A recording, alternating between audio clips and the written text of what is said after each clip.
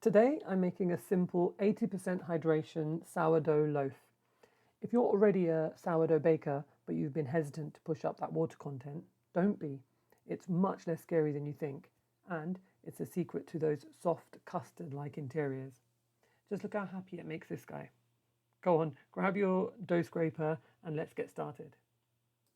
Let's start with our flour. I'm making 2 loaves, so I'm using 1,000 grams of flour. This is a mixture of 850 grams of white bread flour and 150 grams of the Cotswold Crunch malted flour. My starter's been fed, doubled in volume, and it's ready to go. It smells amazing. I've got 750 grams of water already weighed out, and I'll add 200 grams of my starter to it. Give those a quick stir, and then we're ready to start our first mix. Okay, so you've been told that high hydration dough is sticky. You weren't lied to. But this does change dramatically as we progress. By the end, you'll have a smooth, elastic, and strong dough. Really, the only downside is that you'll spend maybe a couple of extra minutes with your dough scraper cleaning off your hands. So that's our water and starter mixture added to the flour. And I'm just going to use my hand and incorporate all that flour into the water. As you know, at this stage, the aim is just to get that flour completely moist. For this first mix, you could use a wooden spoon or something, but I quite like using my hands. It's also possible to rub in some olive oil onto your hand before starting the mix. Right, time to grab that scraper for me.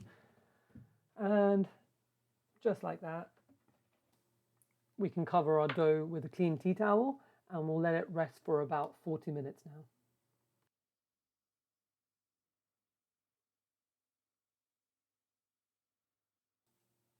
Right, this is the perfect time to feed our starter. My starter is called Roti. I've had him for about 8 years now. I give him 50 grams of white bread flour and 50 grams of rye flour. My starter lives in the fridge. I normally take it out the night before my bake and discard and feed it. And it takes approximately 8 hours for it to rise, but my kitchen is very cold. What do you guys call your starters? And do you keep your starter in the fridge or do you keep it on the countertop? I'm adding 100 grams of water. I do use filtered water for my starter. It needs a really thorough mix and then he'll go away into the fridge. Okay, so our first 40 minutes is over and the dough's looking pretty much like how we left it, pretty shaggy. Now is when I add some lovely sea salt, aka ocean. Shout out to Jose El Cook. I'm using about 20 grams and mixing it with a further 50 grams of water, which takes us up to that 80% hydration.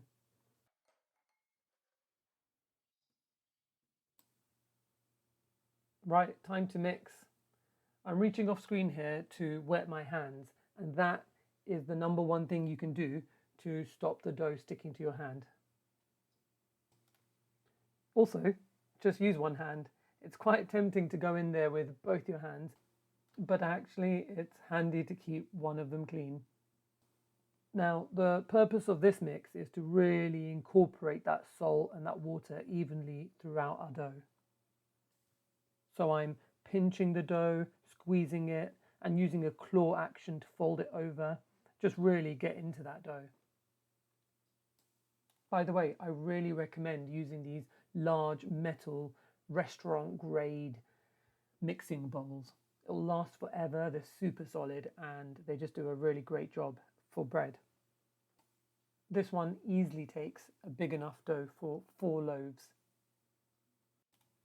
There's one other technique I use for mixing the dough at this stage. I slide my main hand under the dough and sort of gently lift and stretch it, while my other hand slowly rotates the ball round. Yeah, it looks a little bit crazy, but it does bring your dough all together and makes it beautiful and smooth. Bit of an arm workout though. Okay, let's cover our dough and let it rest for 30 minutes. This is now the start of our bulk fermentation period of around 6 to 8 hours. We're back and we're ready to do our first set of stretches and folds. The dough doesn't look too different at this stage. Wetting my hands again, and you guys know the drill. So stretches and folds, we take one side of the dough, lift it up and pull it over to the center, and we do that on all 4 of the sides. The dough's still pretty loose and sticky at this stage. So once again, clean your hands and cover your dough and let it rest for another 30 minutes. We're back for our second set of stretch and folds. I can see that there's already the start of some fermentation action in the dough. Remember to go in with some very wet hands and perform your stretches and folds. The dough doesn't feel much different at this stage, but it's certainly less sticky. Go in to wet your hand between every turn if you have to. The more water on your hands, the less the dough will stick to them.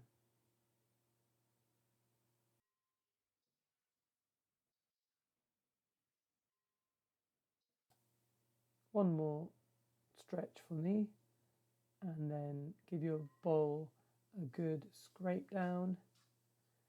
Cover it up with your cloth, and we'll let it sit for another 30 minutes.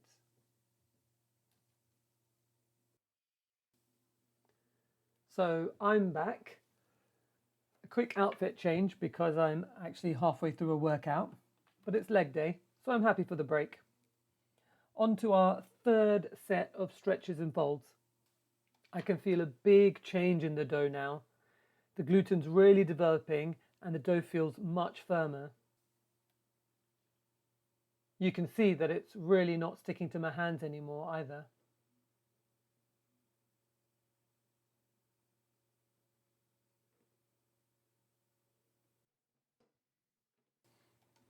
So let's cover this dough once more and leave it for another 30 minutes when we'll be back to do our last set of stretches and folds.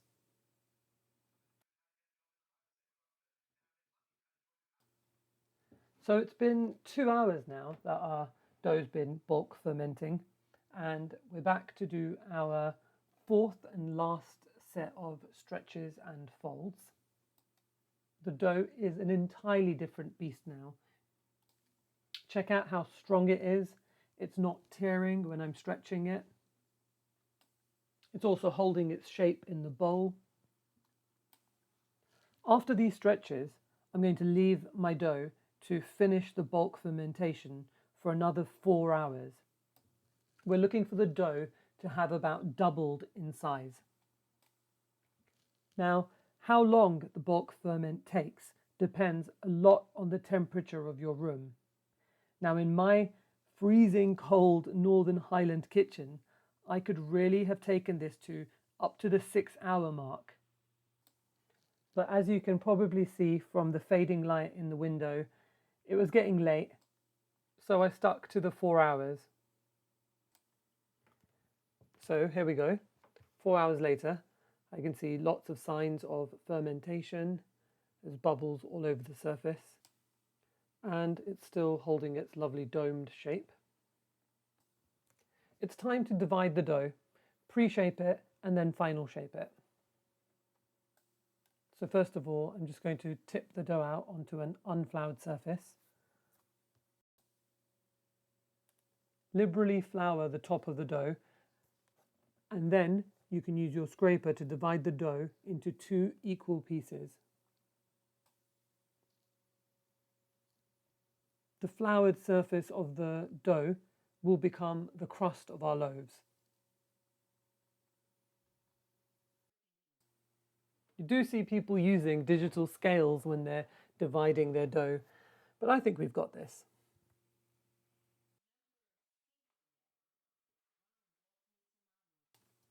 Now for pre-shaping, I'm just gently tucking in the edges of the dough to form a round. You should end up with a lovely smooth surface on the top of the dough. You're trying to achieve this with as few movements as possible.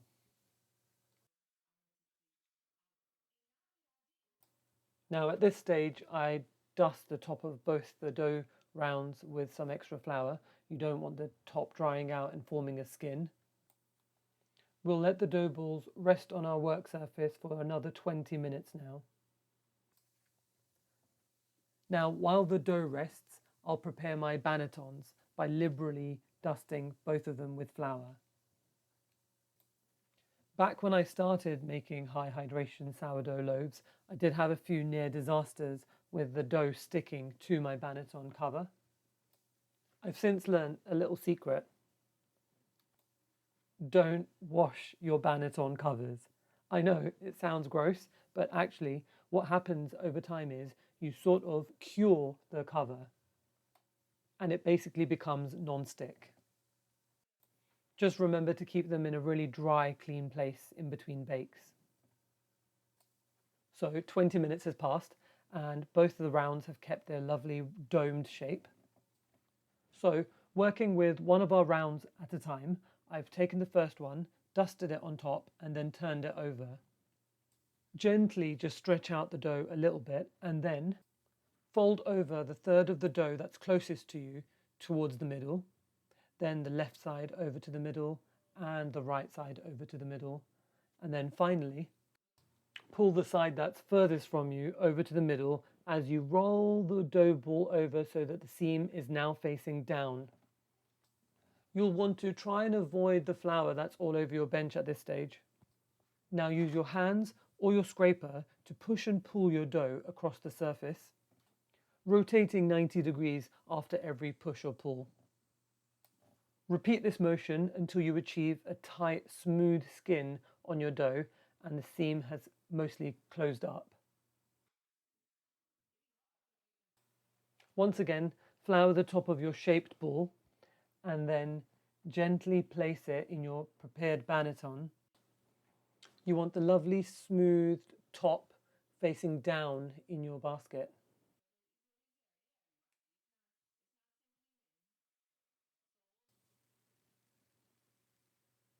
Now I dust the bottom of the dough ball with some more flour, cover it with a clean tea towel, then I repeat the process with a second dough ball.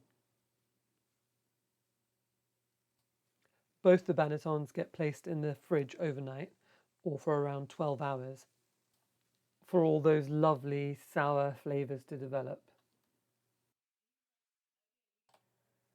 Okay, so it's bake day. I've got my oven set to its highest temperature, which is around 260 degrees Celsius or 500 degrees Fahrenheit, with both of my Dutch ovens inside preheating. I take my loaves out of the fridge around 30 minutes before baking. If you're baking one loaf at a time, leave one in the fridge. The loaves are looking good. You can see there's plenty of signs of fermentation. As I mentioned earlier, I could have actually stretched out my bulk fermentation for probably another hour or two. Dust the surface of your loaves with some flour. Now it's time to grab your mitt and take out those screechingly hot Dutch ovens. Now, this is where it gets exciting. Using my oven mitts, I invert my Dutch oven on top of my banneton. This works perfectly for me because they're the same size. I then flip the entire thing over and my loaf lands nicely in the middle of my Dutch oven. Now, this is where you'll be grateful for having used all that flour when your banneton cover doesn't stick to the loaf. Before scoring the loaf, I dust it again with some flour, spread that out gently with my hand. Use your scoring knife to score your pattern across the surface of the dough. Shallow cuts and a low angle help you get those lovely pronounced ears. With the lid back on, place your pot back into your oven and immediately reduce the temperature to 230 degrees Celsius. We'll now bake our loaves for 40 minutes, removing that lid again halfway through. And there you have it, a beautiful high hydration artisan loaf singing its song to you as it cools. The bread will feel light, and when you tap the bottom it will sound hollow. If you are baking your loaves separately, remember to reheat the oven and the pot. Using your oven mitts, remove the loaves from the pots and leave them to cool for at least 2 hours on a wire rack. If you let your loaves cool slowly, they can stay fresher for longer. But there's also nothing as insanely pleasurable as ripping into a freshly baked loaf right out the oven. On the other hand, I've also discovered over many years of baking that sourdough freezes beautifully. My favourite method is to slice the loaf, place each slice between parchment paper, and then put the entire thing into the freezer in a carrier bag. Remove a slice or two at a time, pop them in the toaster, and perfection. Okay, so you guys are actually the best. Thank you so much for watching my first long form video with perhaps not the best sound quality or editing.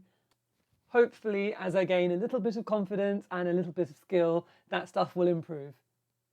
Please do like and subscribe to follow the journey. Oh, and maybe check out some of my wee Scottish gardening videos.